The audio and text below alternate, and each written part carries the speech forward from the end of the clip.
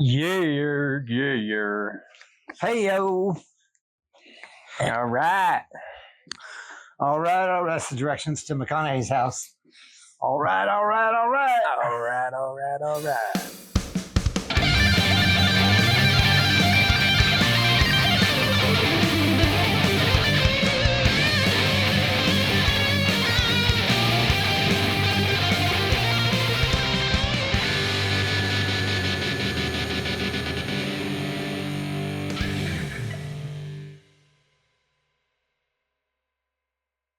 Hello, everybody. Welcome back once again to the Not Famous Tattoo Podcast. My name is Dray, and to my right, I'm Josh. your left, We is rocking. Josh. We rocking today. Episode 18. Yeah, 18. loving it. We're doing it. So we thought we'd talk today a little bit about some of the emotional connections that can happen while you tattoo someone, and whether that's, I feel like that can happen in any session or a couple of sessions. You're within close proximity of the client. You're touching their body. Close and comfortable. But I feel like also with memorial tattoos and, stuff like that. Yeah. Sentimental there's pieces. Potential, stuff like that happens. So, Dude, it is a very interpersonal experience. It can be a very intimate experience. For sure. Intimate. That's the best way to put it. A lot of trust on both parties. I mean, there's probably nothing more nerve-wracking than like a memorial tattoo, like a portrait. Yeah. You gotta crush it. You gotta get it right. Those are the ones you may lose a little bit of sleep the night before. You're like, I gotta do. And then you just hear the story of everything, and and when that client gets up to check to see the work, it's like a lot of times there's tears, and it's like I'll get choked up. They get choked up. It's an emotional day at work. You go from just slinging like fun trad tattoos to holy shit, I'm impacting the shit out of this person. And vice versa. And they're hopefully in the best of ways. Yeah, no joke. Getting a memorial tattoo covered up has to be the first. You lose your friend, and then you got to get your tattoo covered up. Sorry, I've reworked a few over the years. It happens for sure. But it's, and not all memorial tattoos are portraits, thank goodness. Right. A lot of them are dates and script or their signature or like a phrase they used to like to say, something that reminds anything. Lyrics. It could be my homie that passed, pelican sculpture in a front yard. Did that for a client. Actually, several months after I did that, I was walking through my own neighborhood and I saw a pelican sculpture in the front yard of someone else's house. Did you take a picture? I did. I took a picture and sent it to her. She's like, "Oh my gosh, where is that? I'm gonna go steal Where is that?" She's knocking on the door. Hey, random question. Where'd you get that? Can I buy that from you? Bed Bath Beyond or like Target? Is that World Market? No, that's good. Man.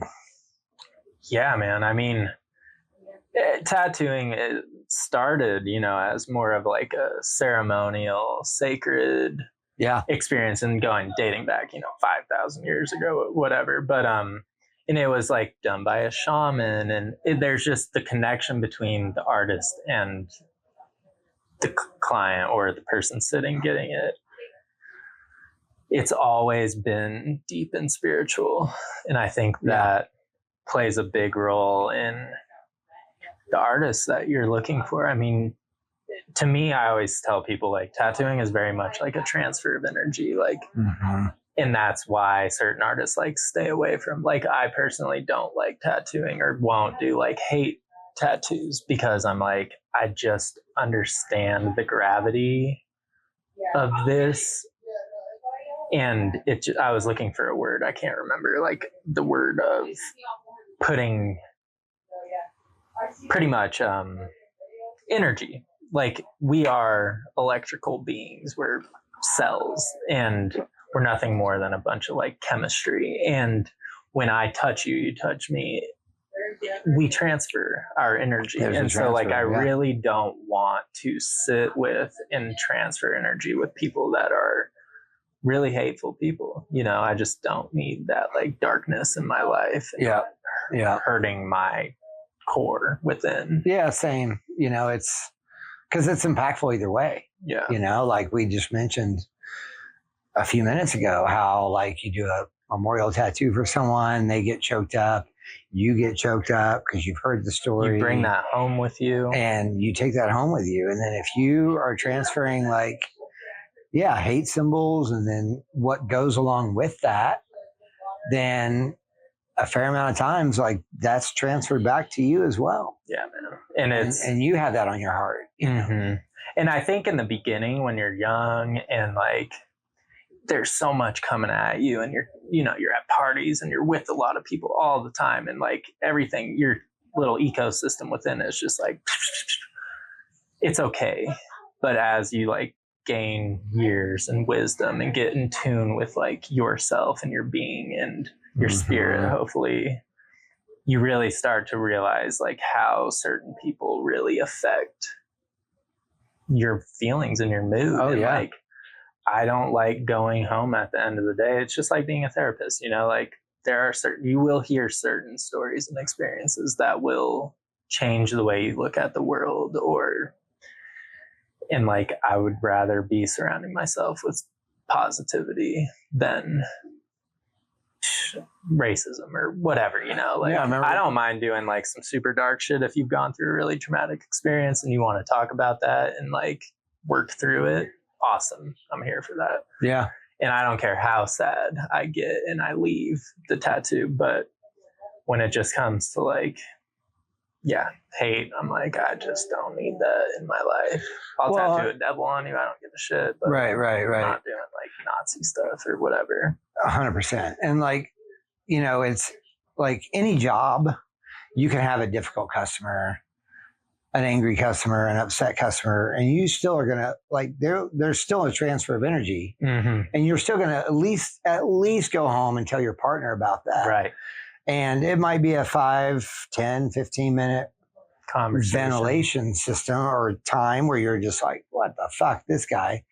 But, you know, I feel like the hate symbol tattooing and that whole transfer is like, I mean, you can wear that for a long time, a lot longer than a conversation with your significant other, your best friend or a parent or whatever about how you had a difficult customer today. But in like the conversations, I'm like big on like the butterfly effect and like one act of kindness leads to another and and very vice versa, like hurt people. And when you sit with someone for 2-3 hours and you're conversating and it's just dark energy hitting you the whole time, you said it earlier, we'd worked with artists that were like, hey man, if I don't do the Nazi symbol on this guy's face, like someone else is going to do it. I'd rather the money. I don't associate and don't care what they're getting really. It doesn't affect me, but it's like, it does though. And I'm like, is something worth it and at what cost, you know? And some people are awesome and really fun to hang out with, but like, every time you hang out with them, you go to jail or whatever. And it's like, dude, I love you, but like the cost of being your friend is just too much for me. Like I gotta go a separate way. Yeah. You know, that's the other thing about like, if you do one, good chance his buddies are going to come go to the clubhouse and tell their friends. You're going to do 3 or 4, 5, 6, 7, 8 more. And their cousins. So now you got to deal with that. And then you become that guy that does that or growl. At one point, what do you like? What are the odds that you're doing one of their cousins or homies or fellow skinheads or whatever they are? And then a black person, a Mexican person comes into your shop and they're getting tattooed by someone else 15 feet away from you doing this swastika, and they're dropping the N-bomb and whatever. now it's just a bad look, right? It's and just a bad it's look. like, and people get hurt. Like that's Fuck yeah. those people. You don't want to go back to a shop like that once you realize that they're supporting hatred and that Dark that stuff. agenda. You know, Yeah. and I remember at the old shop, Real shit. my old business partner was tattooing some gnarly shit on his brother, I think. And there was people from all different ethnic backgrounds at that shop at the time. And they were just like, I think a couple of them was like, said to that artist, like, what the fuck, dude? Like, that's some fucked up You're shit. really doing this today? And, you know, It's whatever. just- I mean, I imagine he was in a tight spot. It was his brother, it's blood. But regardless, at the same it's like, point, you know. and I don't condone it, but like, hey man, if that's the case and you're doing a big old skinhead piece on someone's stomach and you're the front man in the shop, like maybe do it at like 7 at night when like it's kind of just you guys. Make an adjustment. Because now not only... this is a business at the end of the day. Like, we have a reputation to uphold. Right. And he's a business. He was one of the owners of the shop. So it's like, that's a big now reflection. you've got your employees working there who you rely on to pay their booth rent so you can pay your rent and your bills. And they're uncomfortable. And now they're not excited about you. And they're not excited about being a part of your shop anymore. Right. And now it's a ticking time bomb. Before they just... For when you're in that fucking shop like, by fuck yourself. this, I'm out. Yeah. Yeah. Yeah, no, I mean that... Definite trickle-down effect. Definite trickle-down effect. And I just think like... And it's like Pandora's box. Once it's opened, it can't be closed. And there's... Next thing you know, you do one good 1%er tattoo or whatever, and they go to the like clubhouse. Now you got 3-4 tattoos a month with that group of people, and you're just that guy. Like, you know what it's like. I tattoo bartenders, restaurant owners, their waiters, their expo people, their dish people. They all come and see me, and their cousins and shit. Like, I am embedded in that restaurant now because I'm just the tattoo guy for that restaurant. And like, yeah. I don't really want to be the tattoo guy for a 1%er club and I mean, y'all are good people. Like, there are good people within every group individually, but I just, the Pandora's box is like, I'd rather be tattooing a different group of people than certain groups per se. I mean, it's not different, right, than like this day and age where as a country we are incredibly split politically, right? And people are basing their decisions on other people's affiliations with the different parties in DC. Corporations, where you're putting your money.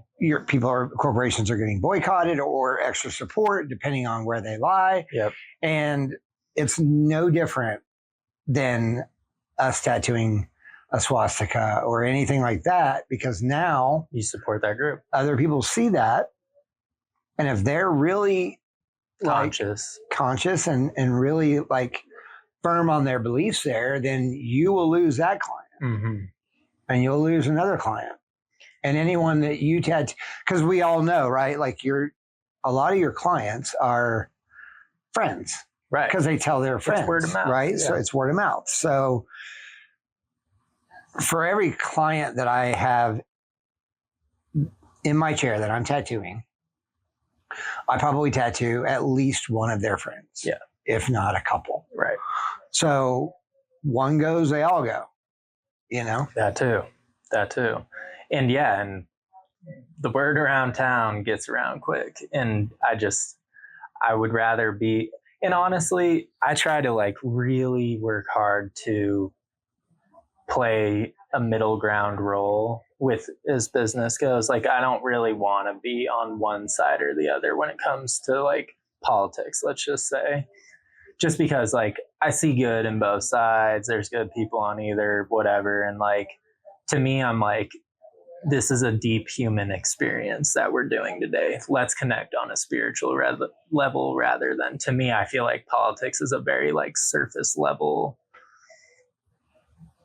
conversation piece, not what it is as a whole, it's obviously very deep and it like affects all of us. So like there's depth to politics, but I just prefer to be like, what are your hobbies? What are you into? Let's connect on what's your favorite mountains. food. Yeah, food, traveling. Like I do the same. I leave politics music. out of it, especially now. Just People are because just extra charged. It's such Either a way. charged area, and again, transfer of energy. I don't want to be halfway through a tattoo and then we start like arguing about something stance. Right, And I'm right. like, Right.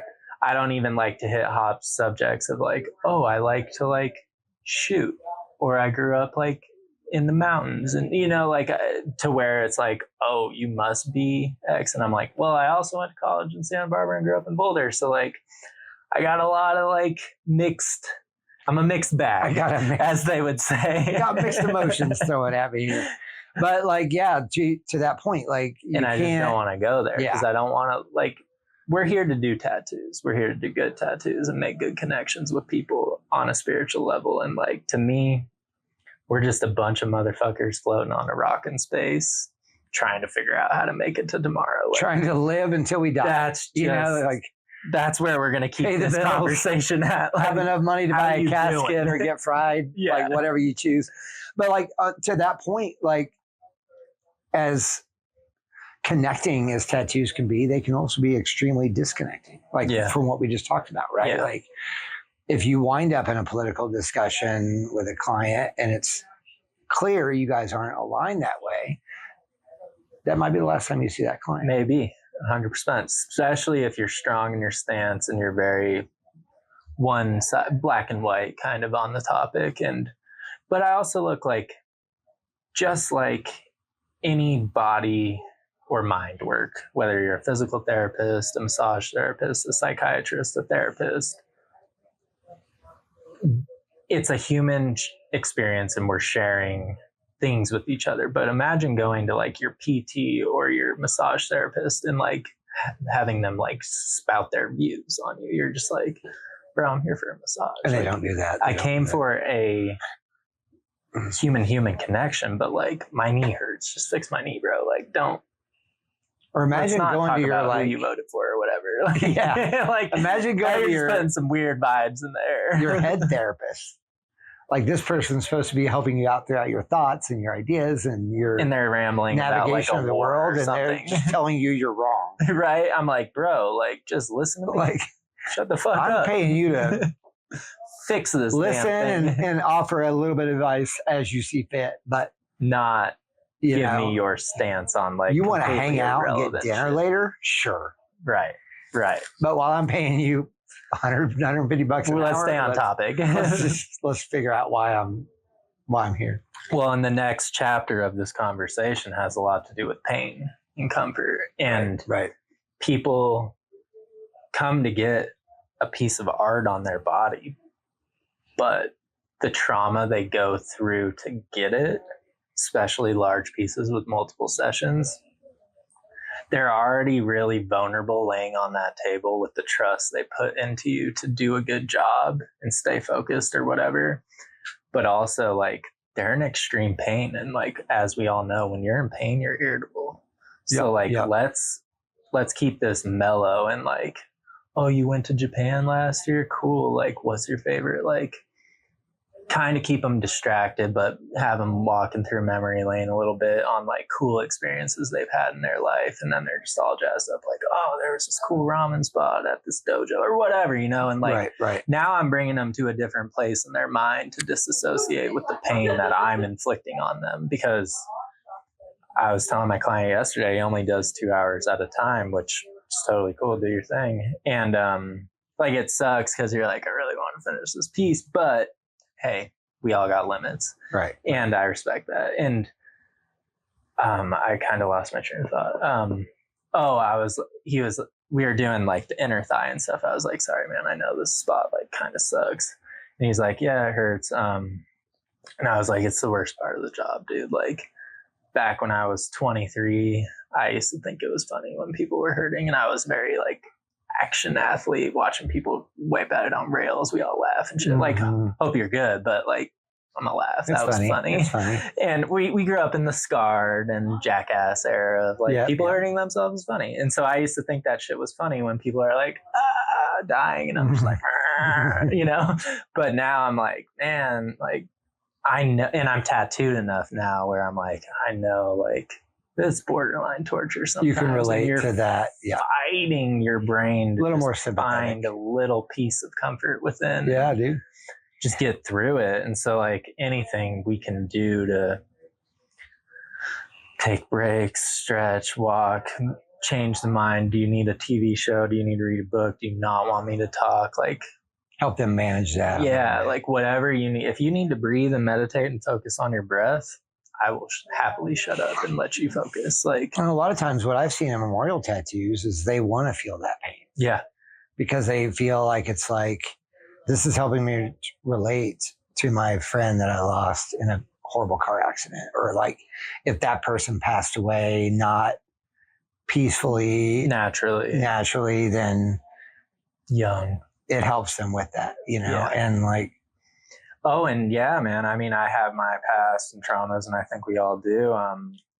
Getting through some of those 6-7 hours on my back with you, you know, like those really rough spots, I'm thinking of things in my past that really bother me and hurt me and all that, and like trying to like just work through those tough moments in my life while feeling that pain. And it definitely is like a release, which was really good to like, they don't affect me as much. And then I get to look at this piece on my bag, like massive, that not only is cool as fuck and I always wanted, but helped me get through like a part or a little blip in my life that was pretty shitty. And now I don't really think about it as much because I'm like, I went through it. I thought about it all. I'm healed from it, kind of, you know, and it's no longer in the forefront of my brain because I worked through it while in a lot of pain. And it's almost like just you're releasing it into the universe, you know? Right. And like even that inner pain is leaving as you're getting tattooed, right? Like it's the same with like, it's like pulling it out of you as the needles hit you. Like some like energy workers and energy healers will have you write down a message to someone or write down a painful experience with someone, and then they burn it. Yeah. Right. And you set that message free, and you set like put it in a bottle and let it go, out, you know, and it's done. Like I still need to get my memorial tattoo for my dog Nadia. I saved like the back of my calf, and that's going to hurt, but I kind of want it to, you know, because I want that. What we just talked about. I want that. The release for her and for my memory and stuff like that. And I think it's like really cool. And this is why it's important to really like your artist as a person as well. Like I always say, and I'll stand on this forever, is I think people would rather have just a well done, good tattoo from a really fucking good person that they love and care about, grew to love and care about. We don't all know our artists before we start working with them, spend enough time and get to know them, then get an amazing world-class tattoo from a bona fide fucking asshole that doesn't care about them or anything and is just there to do a job. And because not only do you get that tattoo that you wear, but you remember where you were, what you were thinking about, the trauma you're going through, and then the conversation you had with that artist and the experience of being tattooed in that place with that person. Right. And I love looking down at some of the tattoos that I had, like with you and like Hell City in Arizona, and like the tattoo's a fucking little tiny banger, you know? Yeah. But it's like I look at that and it ain't nothing special at all. But it's like the memories that came with that tattoo are so fucking cool. I like hope I'd never forget, you know? And yeah, so like everything, just that whole weekend, that whole energy of everything we were feeling and being invited into the groups and with the people, and like it was just such a cool time in my life. Great weekend. It just, I have we both got shit to commemorate that, and like it's special. And I think you got some random ass shit sharpied on you, like what do you call it, gobbledygook or something? Yeah. And like every time I see it, it's like I can remember go back to that experience, you know, and it's that alone tells me these are a lot deeper than images and ink in the skin.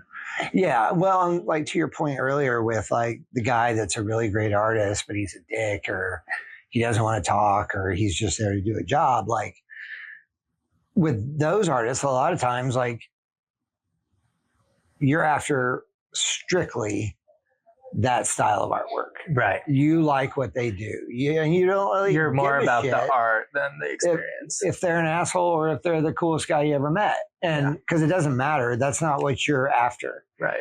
But with like, you could If call you're just us a like collector. hometown heroes, right? And we're just like, you're Bob's tattoo artist. I'm Jane's tattoo artist. And like, and they'll never go anywhere unless they are looking for that experience of like, they are a collector somewhat.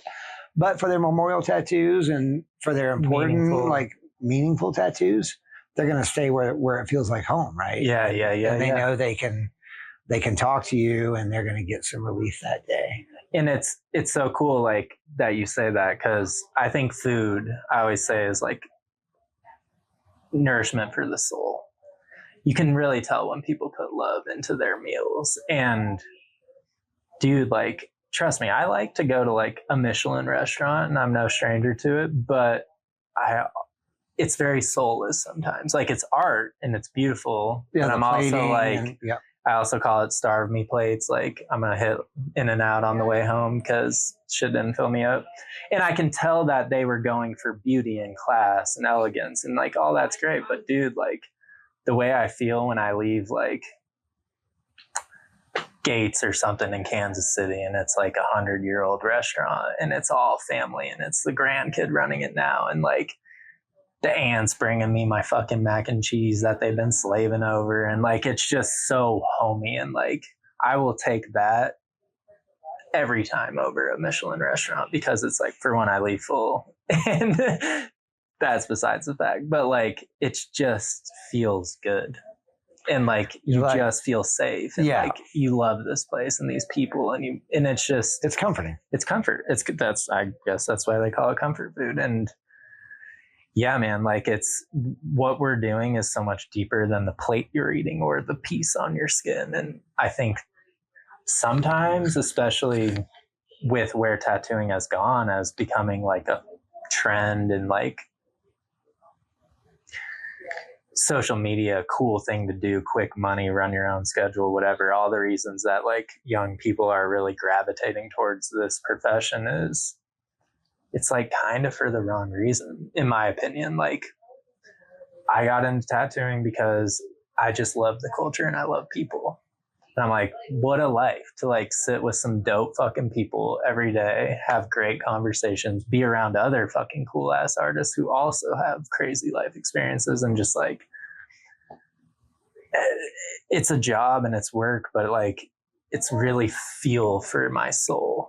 Which I just want, when I die or when I'm dying, I just want to look back and be like, it was a really good ride. Yeah. Like, I spent every day doing exactly what I wanted to do with the people that I wanted to be with. And like, it's so spiritual to me. And you never know what's going to walk through that front door. And that's like even a if fucking you have cool part about it. You still don't know. They may walk in like, bro, this just, and you're just like, oh fuck, dude, let's talk about it. But you know, or it's just like, they're sad and you feel it right away, and like, hopefully they're smiling by the time they leave. But it's like, right in the pain, like, that brings in such a different dimension that like, it's probably like being a dentist to give someone a root canal. Like, it's like, it sucks when you're getting it, but like, goddamn, it feels good to like be able to eat food again and not breathe or eat ice cream. You know, like, and you're just like, man, that really, like, I was struggling before that. Well, and we're doing good on that people. Point too. It's like, you're home after your tattoo appointment. It hurt, but you know, you triumphed and you know, you went through it and you dealt with it. You managed it. And there's a feeling of pride there. Definitely. And a feeling of like accomplishment. Mm-hmm. Like, yeah, you're psyched that you did it. You know, there's like, a lot, tattoos where I'm like, oh, I really want to quit right now. Like, this fucking sucks. But then you like finish and you're just like, oh man, that was brutal as fuck, but it's done and this looks sick. And I'm like really proud of myself for being able to, like, you find strength within yourself that you don't find unless you're doing really like physically taxing things, and not everyone's a professional whatever that has to overcome mental adversity and physical pain on a daily basis. That's not most of our lives. So like most humans shy away from like doing the hard thing or the painful thing because we like to be comfortable. And we like to be comfortable. I really have a lot. That's why that whole like fucking anesthesia tattoo shit pisses me off so much to the core, because it's just like, bro, I look at people with full body suits like you're a different breed. What you went through, not only to like go every week for 4 fucking years and like schedule that and put the money and time and the life management you need and the mental management you need to be able to conquer that. I got a lot of props for you. I don't even need to talk to you. And I'm like, that motherfucker's respect. Solid. Yep. Oh yeah. Like you could be a piece of shit and all that, whatever, but I know you're not only just like physically tough, but like in here, you got it. Right. It's crazy. Right. I mean, they always say in the past, people, well, I don't know if they always say it. I know my parents always said it, but they were like,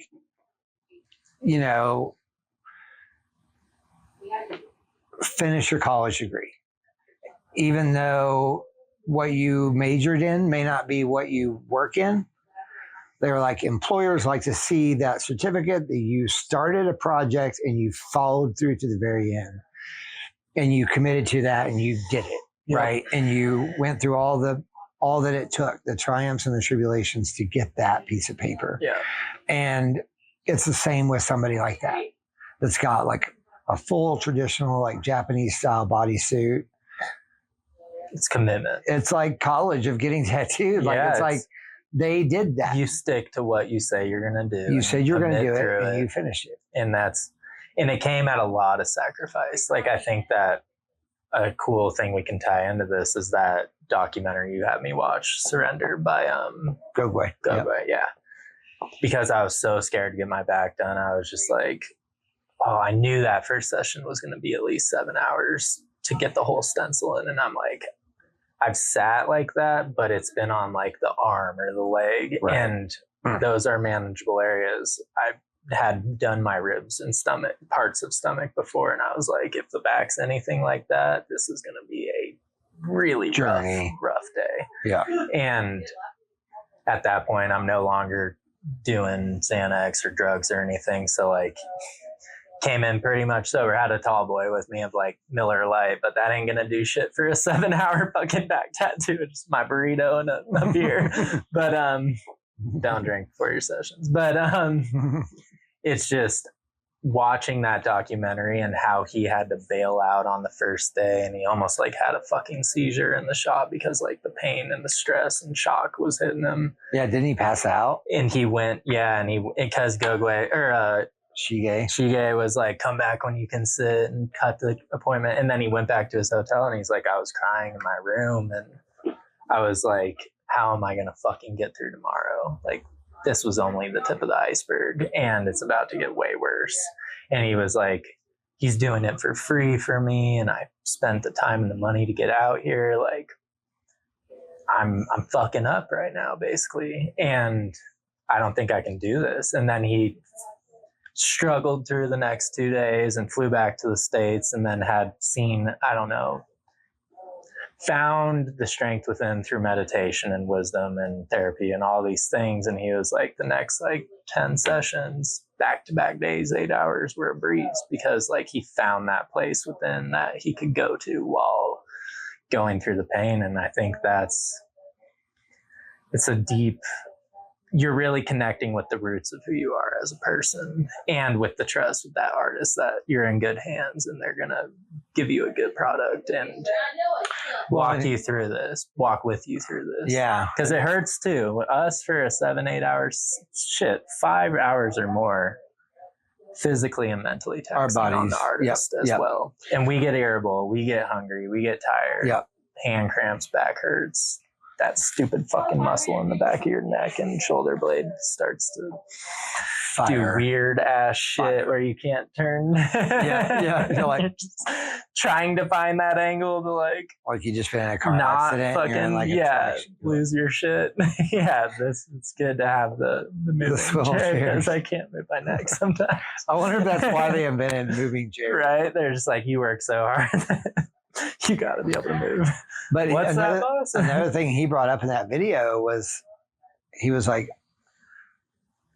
I expect this same level of commitment on a daily basis of my clients. And I can't continue to expect that if I can't do it. Right.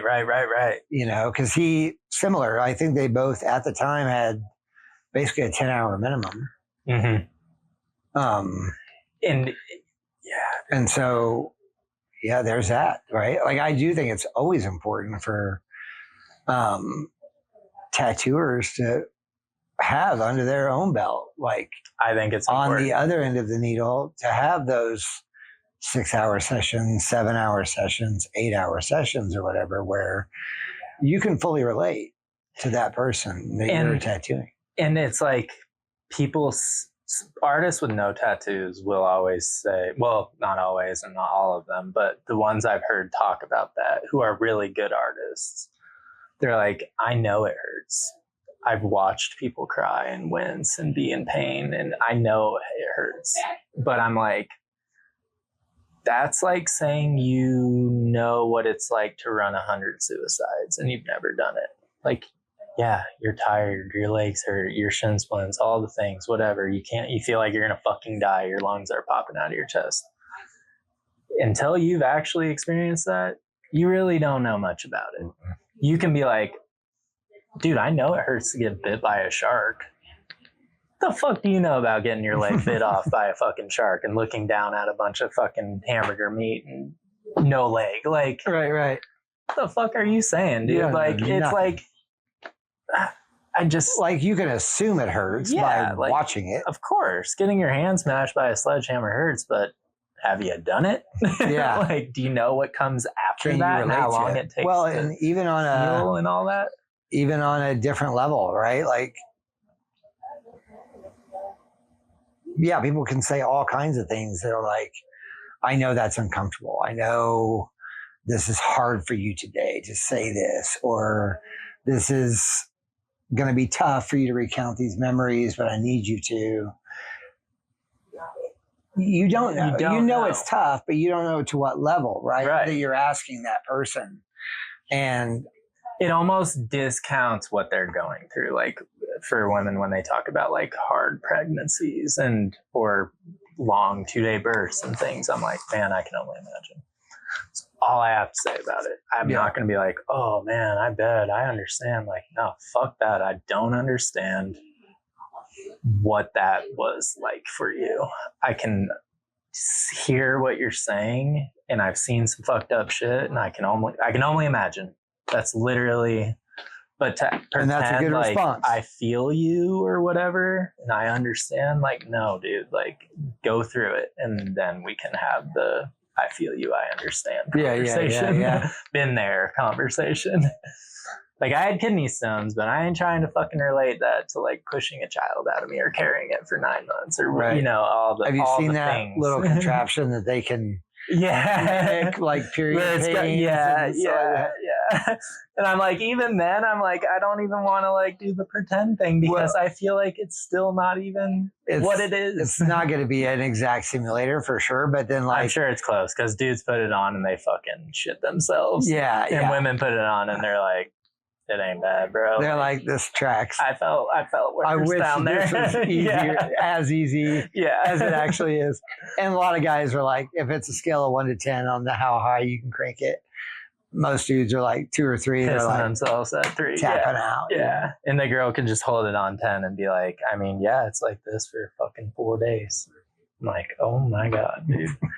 Not even gonna pretend like I fucking understand what that. Because like, yeah, just even having my like back go out, and to the point where I don't walk for a week, and you start to have those thoughts of like, I can't live life like this. Like, I'd never off myself or anything, but you understand when you can't walk or move, why people would want to do that or not be here anymore. Because it's like, but to have someone be like, I feel you. I'm like, have you really wanted to jump off of a bridge because you can't live anymore in the body that you have? Like, that's a fucked up feeling. Yeah. It's deep. Like, most men could only relate to something hurting them for 4 days to like falling on a or getting like the flu or something. Yeah. Even if you fall, you're going to go to the doctor. You're going to get some pain meds if you want and them. you're wrapped up. And they're going to set you or do surgery if they have to or stabilize it. With that, it's just, they don't even go to, there's no point in going to the doctor. No. It's like, this is just going to happen every 26 days. Take some ibuprofen or some Midol and for 20 years. Fucking hang on. And then just expect you to come to work and be nice. Live life. Yeah. And that's got to be why women do so much better being tattooed than men as a whole. They're just so used to being in pain compared to us. Way higher pain threshold. Yeah. But that's kind of goes into like relating to humans without relating, you know. It's like, I can only imagine what you're going through and I'm here to listen to you, but I'm not going to pretend like I know what you're going through. Well, it's like and we're that's full a circle. Cool human experience right, with the tattoo. And a lot of that, what we do. Yeah.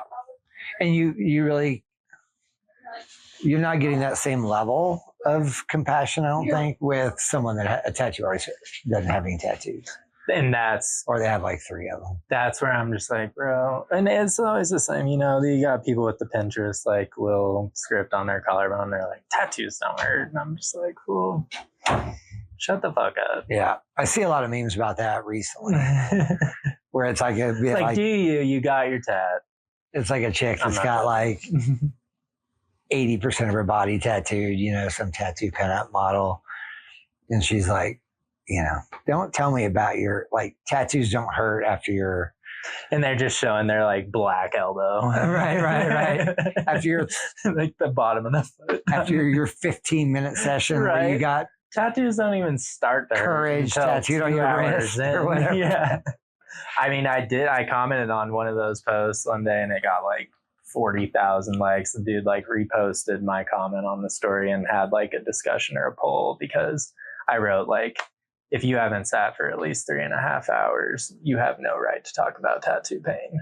And I felt, me and 40,000 other people and however many answered that poll felt exactly the same way, because it's just like, you can't sit there and say, you know what the fuck we're talking about when you don't, because you haven't experienced that. Like, yeah, I'm sure Bruce Wayne was pretty sad when he watched his parents get murdered in front of him, but I'm not going to sit here and pretend like I know what that's fucking like. Right. Like, that is loss and pain that hits a whole level that most humans will, God forbid, ever experience, but it's just not. No. You just say, I'm sorry. Sorry that happened to you. Sorry, Batman.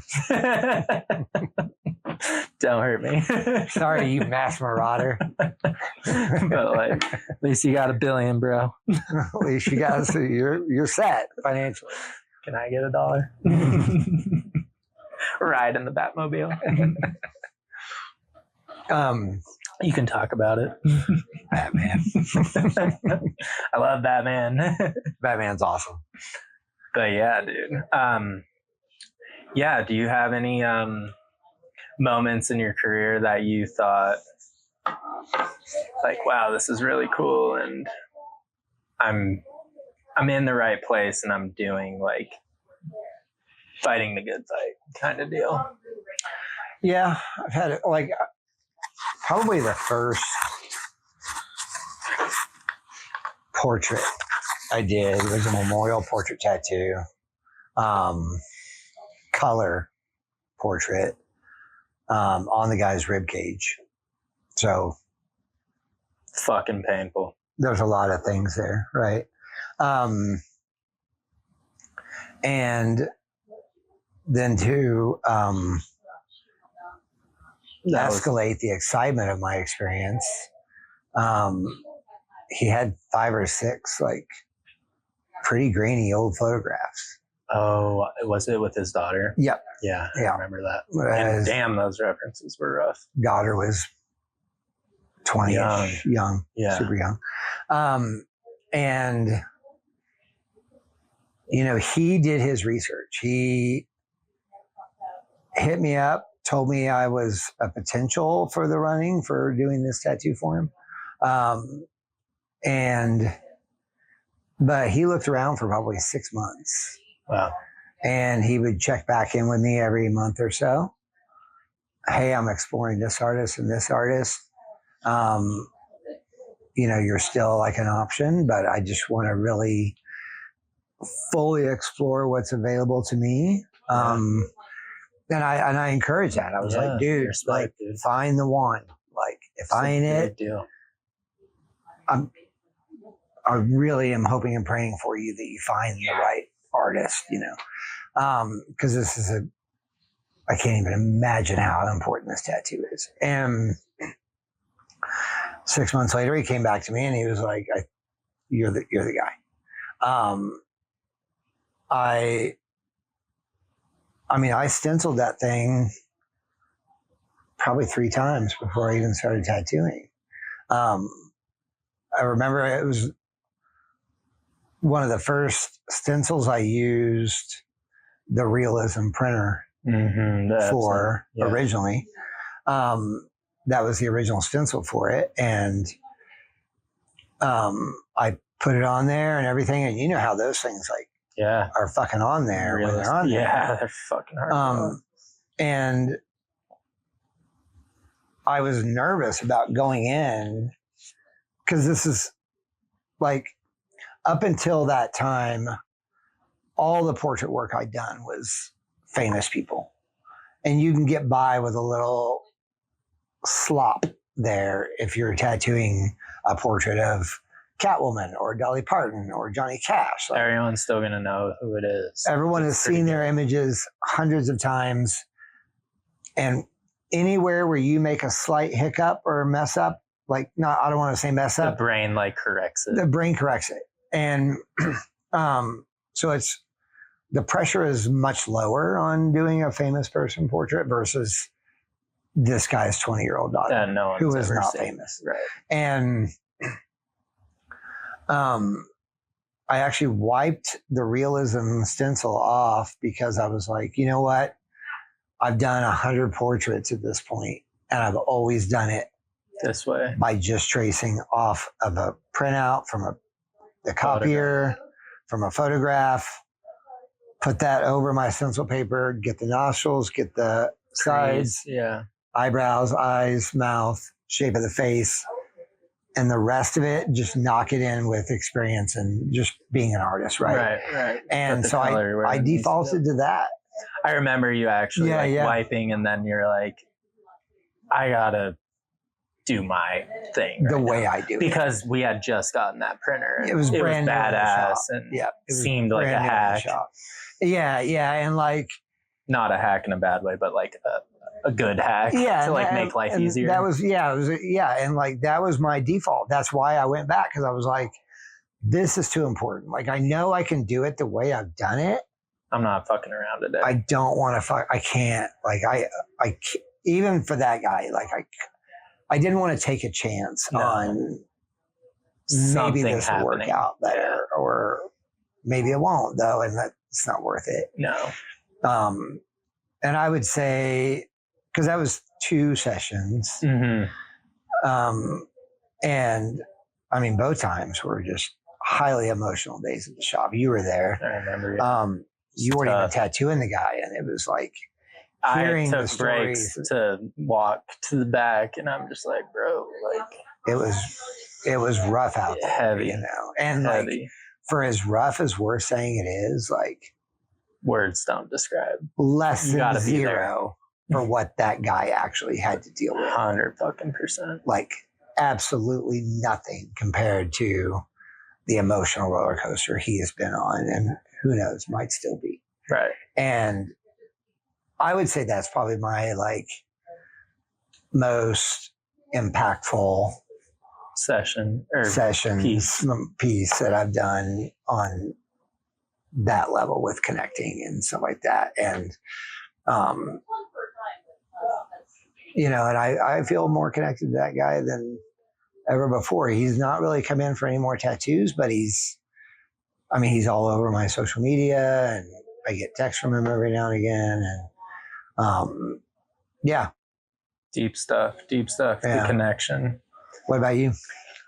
I was thinking, like, briefly as you were speaking, and like I have those moments where people have died that I tattooed, commemorated life. But honestly, like, I think now where I stand, my most impactful client, and you're going to laugh, is probably Omar, because his country doesn't exist anymore, right? He left like genocide as a young kid with his mom, running away from like bombs and stuff, to move to America, to a foreign place where they didn't speak the language, and grew up in like DC. And although his tattoos are wild, like they're not even like, you don't need to execute well to do the tattoo, you know, it's a bunch of writing and just like stuff, but it's more the like connection that we've grown to have. Yeah. And like seeing someone like that, that's really rough around the edges if you don't know them, but then to be this like one of the kindest souls that looks out for everybody around them at every moment, like, and is just trying so hard every day to like be the person that he thinks and knows he can be in society and for himself and family and stuff. Like, I think just like the transfer of energy that him and I have like shared over the last couple of years is, I like smile when he texts me, you know, even if it has nothing to do with like tattoos. It's just like, you've been like, the darkness in your life has like brought light into my life, and vice versa, just to see you keep going back every day, and like really like appreciating, like, dude, I'll do like that script on his face the other day. I'm like, $80, bro. Like, please, $80. Like, I don't even want a tip. Like, I love seeing you, man. Can I give you 400, bro? I want to pay you your worth. I'm like, I ain't worth 400 for a 20-minute tattoo, bro. Like, really, no one is. Like, not for that. Like, and I'm like, all right, like, meet me in the middle. And then he'll like break off too. And then I'm like, hand him 40 back, and I'm like, go buy yourself some lunch or whatever. And he's like, are you sure, bro? Like, thank you, really. Like, I really need that. I'm like, you're trying to give me like all your money to your name, literally. I'll just go make it back tomorrow. But like, fuck, man, like, how selfless of a human are you? And it just, to me, I'm like, the world needs more people like that look rough and that have had a fucking shit go at life, but literally are just like, every day above ground is a blessing, man. Like, just thankful I'm like moving in here, and like, it just brings so much like, damn, my problems are so fucking minute and weak. And I mean, you can't judge anyone's problems based, it's not a fucking scale of like rough to not, but I know this motherfucker has gone through some shit, and like, just for that positive smile and like kindness and politeness, I'm like, shit, man, like, you're a fucking beacon of light for like people who have been through this shit. And like, I just appreciate the like the energy we share, and it's fucking sweet. On the like, yeah, he is like the most appreciative tattoo client I think I've ever seen. Arguably like the worst tattoos. Yeah. And I love you, bro. They're not bad, but you know, we already talked. You know, we already went through. But like, I've had that guy be appreciative of a conversation I had when I saw him at the skate park. Right. You know, and I had to go, and he's like, "Thanks for the talk today, bro. It was lovely seeing you." You know, all in all, just a thankful person. And then I was going to comment where you were like, not that our pain scale is different, or trauma scale, or life experience, or whatever. I remember years ago I worked retail, and this lady came into the store, and she said she had called 20-30 minutes ago to check if we had a certain size in this certain pair of pants or whatever it was. Mm-hmm. Whoever she spoke to on the phone told her we did have that size. And she came into the shop, and I had just gotten off the phone with one of my best friends who told me that he had just gotten diagnosed with 3 forms of cancer. Fuck. And she comes in the store, and I end up helping her. And she's like, hey, I just called 20, 30 minutes ago. I was looking for a size 6 in these climbing pants or whatever. The person I spoke to said you guys had those in stock. And I was like, yeah, let me go grab them for you or whatever. And they were nowhere to be found. I checked on the computer for the inventory. We don't have it. And so I go tell her this. And she kind of loses her mind on me a little bit. She's like, I drove all the way from North Boulder in traffic because you guys said these had these pants, and this is bullshit, and I'll never come here again, and blah, blah, blah. And I said, I'm sorry that someone told you that we had those and we didn't. And I'm sorry you drove all the way from Gun Barrel or whatever, North Boulder to South Boulder in traffic. But I just got off the phone with one of my best friends, and he told me that he has just been diagnosed with 3 forms of cancer. And she said, thank you for putting things into perspective for me. And it's like, so sometimes they are vastly different, but right. There are, but it's like, it's crazy. Like, but so what I'm thinking is like some people have experienced so much that things tend to affect them less. Yeah. Right? Oh yeah. And so like, man, not having pants may be the end of someone's world. Just owning one pair of pants may be the light of someone's world, like, and it's like, that's true. I think life is That's so much true. perspective and like what we've been through. And I mean, shit, if you grew up as an orphan or whatever and were abused in foster homes, like your tolerance level for things in life is a lot different than someone that grew up really well. And, and it just, that the scale is like per the person that holds it. Right. And yeah, in their life up until that point. Yeah. 100%.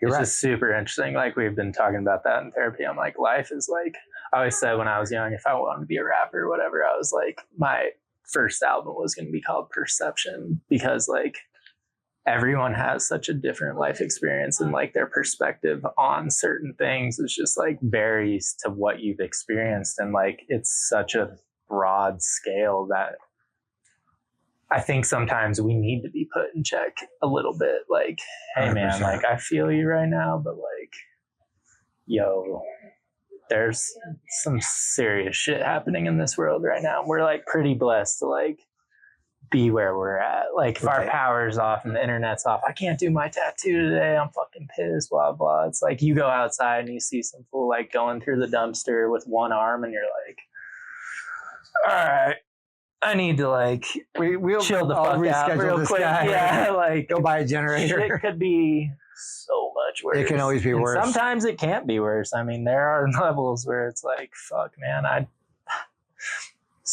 that's fucked. I think that's an important conversation. Like, I don't know if you do this. I do it occasionally. Like, if I get frustrated with where I am with anything, tattooing or climbing or financially or whatever, you ever just kind of go back and put yourself into perspective? Like, oh man, the tattoo economy has been like shit for like a year and a half. I'm not making the kind of money that I'm used to. But then like I could snap back when I was like first trying to learn how to tattoo at my apartment, making like $180 a month, right. Just trying to find someone to tattoo. Like, and then hopefully they give you a little money, and like to go from that to where or even like professional jobs I've had, like, I was a sales rep at one point, and I think for the time, my salary was like $35,000 a year. And you lived on that and you were happy. And I was fine. And now I look where it's like, even if I'm doing terrible and I'm fucking pissed. Right. And even with this industry being down, I'm still making over double that or more, you know? And it's like, so I think perspective is, it's awesome. It's great like for the centerpiece of life. Whether you're trying to like understand better your situation or understand better someone else's situation. It's definitely. Like, that's a great way to do it. There's I was reading that like Meditations of Marcus Aurelius, and his mentor, the king before him in Rome, was Artemis, I think his name. And he was a king of Rome at the peak of Rome. And he could have had a very lavish life. Not saying he didn't, but he wasn't a glutton. He wasn't into like the fancy food and the parties and the attire and the girls. And he was one of Rome's first kings that wasn't about all that shit. And he would take like multiple days a month where he like would sleep in rags on the concrete in the castle, basically, because he was like, I understand how fast all this can be torn away from me. And if I get too comfortable in life with the fine things, then when I lose everything, I'll lose myself and my soul. And I need to stay grounded and feel like the people in my kingdom who are all struggling. We've been at war for 100 years, and, you know, like famine and disease and all these things that have like affected my people to their core. It's who we are at this point. And like, I need to be a part of that to be able to relate and rule properly and kindly. Yep. And I just thought that was so cool that like someone who has all the power in the world, that, can you imagine if our fucking president went out and slept on a fucking cardboard box on a sewer because it pumped steam out in the winter to keep them to not die? You know, like how different their perspective on like the lower class and their duties of how to help people and like really relate to them would be, you know? And so it'd be huge. We gotta like bring ourselves back, like you just said, to shit. I've been homeless. I've been evicted. I've been an addict and poor as fuck and like cockroaches on the bed, and like just to even have a fucking clean bed and a comfortable home and a loving partner and all the things that I have now, like who am I to like go home and really be like mad that someone canceled on me or the internet was out or whatever, you know? Like it's like, bro, we've been through worse and we're gonna go through worse.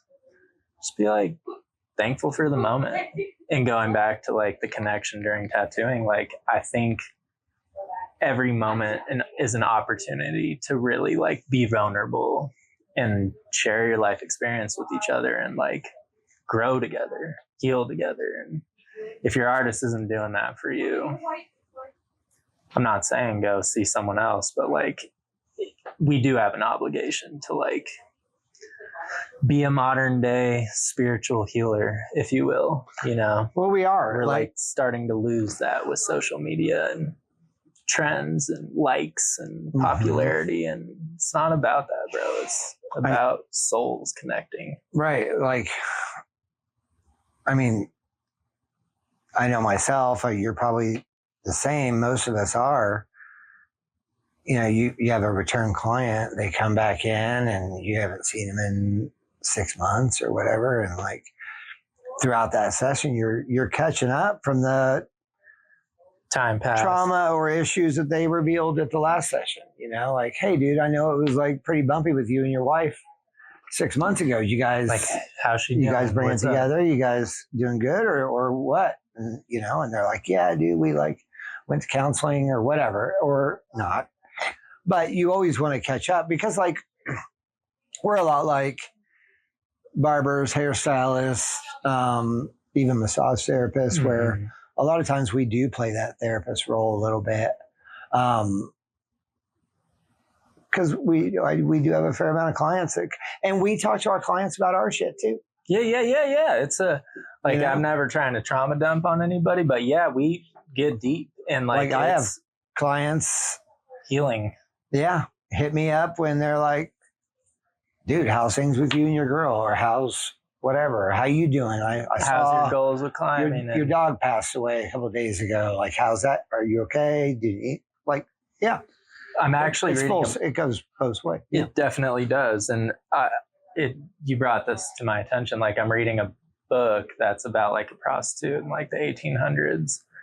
And this one is like the most popular, well paid, not because of like her beauty and like whatever men go to prostitutes for.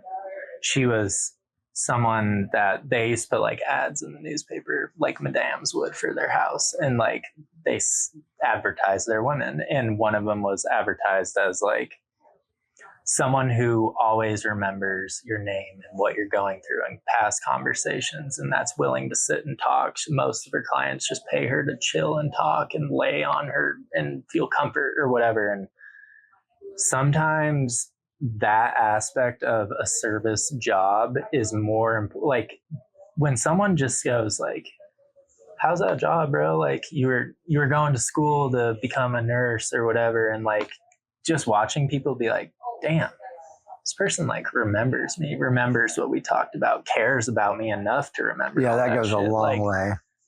Those are the people that are never going to leave your side, because they're not just here to tattoo me. They're here to like, because they care about me. And I know if someone cares about my life and my interests, they definitely care about the performance that they're going to do for me. Or, you know, those artists that go on stage and connect with the crowd and like talk and voice like their past and things that make them drive. And, you know, with Lainey and telling that story, and like that connection you get from that is so much deeper than like AC/DC going out there playing Black and Black. Like, yeah, it's a fucking sick show. It's full of energy, but like that connection of like who you are and like talking is so, it's like profound and deep. It hits a part of your soul that like, you're like, I feel like I know you a little bit now. And like, I like to be invited into your life. Yeah. Yeah. Always prefer that experience. So much more than, I mean, we've surface level shit. Oh, 100%. Like, and we've all had clients that have turned into friends. Definitely. You know, that like, yeah, you still tattoo them, and maybe even 80% of the time you see them is in the tattoo shop.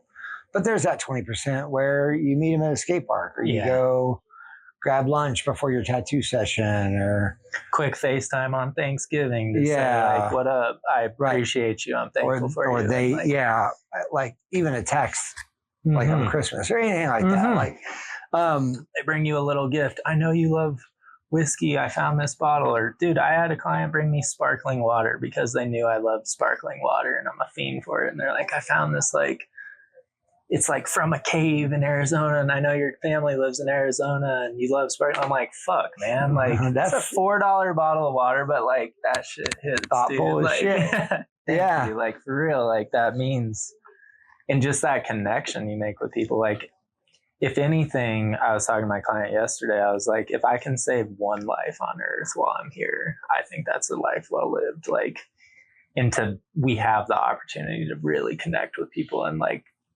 pull them away from all the shit in their life, and to just feel and be in the moment is such a, like, it's a fucking blessing to be able to do it and experience that. And we're just like really lucky to like have that almost every fucking day. Right. A lot of people, they only feel it once every 6 months when they get a tattoo. We get to feel that every day. And it's like, fuck Instagram. Like, you can keep your likes. I'm good with this. You know what I mean? Like, at the end of the day, even our old apprentice was texting me last night and she's like, I don't want to post this, Lily. And I sent her a long thing of like, did you rush?